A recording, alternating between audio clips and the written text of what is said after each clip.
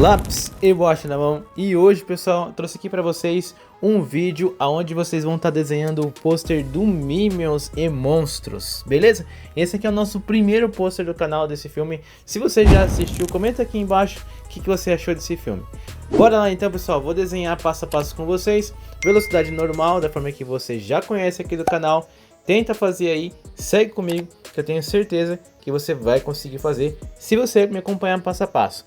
Se a velocidade do vídeo estiver muito rápido, você vai pausando, tá? Vai fazendo devagar no seu tempo, que vai dar tudo certo. Então, assiste esse vídeo até o final para você ver como que eu fiz, tá? No passo a passo, como eu te mostrei aí no começo aqui desse vídeo, beleza? Simbora então, sem mais delongas, bora desenhar.